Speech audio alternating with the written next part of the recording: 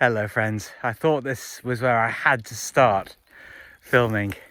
I've just wandered slightly off the main path into this beautiful clearing. Can you even call it a clearing? It's so vast and expansive and beautiful. I'm going to walk back to the path, which as we walk onwards, the path reveals itself, but there's an uncertainty to life, and if you're going to live a really proper life, well, you have to have some bravery and understand that you might feel lost at times, especially when things are new and you're doing bold and adventurous things. I have no doubt though that there is the truth. There's a truthfulness to the world, but we all have our own unique perspective on the truth because of our conditioning, of how we were brought up, of the beliefs that have been ingrained into us, and in large part, becoming your own person is not about learning new things. It's actually about unlearning, peeling away the layers of the onion.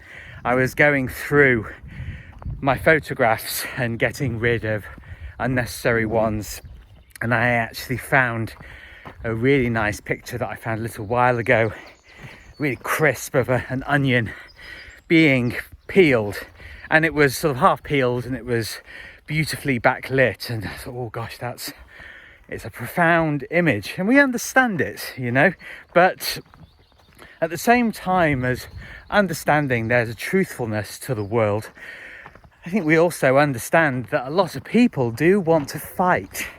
And I got the bus to a particular spot in the middle of the countryside, this vast and wondrous countryside, and I noticed that I don't know if this was just a company thing or if it was the actual driver himself, but there was lots of stuff about VE Day and the end of the war, Second World War in Europe, etc, etc. And there's always the phrase, lest we forget. But the thing is, we haven't learned. So we haven't learned yet that war is not the answer. And as a pacifist, realizing that violence never actually solves anything for the better, it may feel even the sort of the daydream of vengeance that you might wish on people, it's damaging to your soul. I just have to turn around and show you this. Oh, it's just such magnificent beauty and openness, and I've got it all to myself. Lucky boy, very lucky boy. Because I went the extra step further, I was actually thinking of walking up to the point that I got the bus to, but you never know. It's always nice to do things differently, to make an occasion of things. I'm taking the bus to go on a walk. It kind of feels like being a tourist, and we are, wherever we are, we have a choice of how we interact with the surroundings. But as I say, you do realize that we always say, lest we forget, and that millions and millions of men were sacrificed in all these different wars, but we still have the vengeance in our hearts. That's the thing to actually conquer. That's the thing, to deal with. And it seems that we never quite get this, that we never quite understand this. I'm just going to have to negotiate my way around this this puddle. which way do I go? I think this is probably, this is probably the best way. We've got a couple of stepping stones to get me across. That we need to resolve this need for violence and vengeance, and we feel that there's a justice in fighting on behalf of one side, but we forget the many millions of soldiers and innocent civilians whose lives are fundamentally wrecked by anger and claims to particular places, you know? We never really address that. So it's going to sound incredibly unpatriotic, but whenever I hear about people assembling at the Cenotaph in London and laying wreaths of poppies, I think this is all just a performance. We haven't learnt yet. And there will always be people who want vengeful things, but history also shows us that there is a handful of people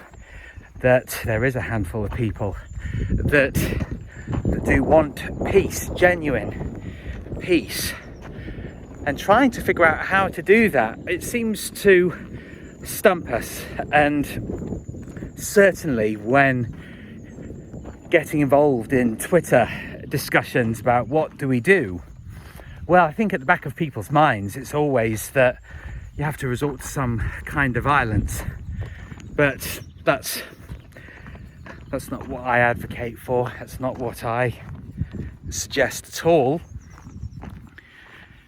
And I believe that these arguments, they often split in a collective or individualistic way.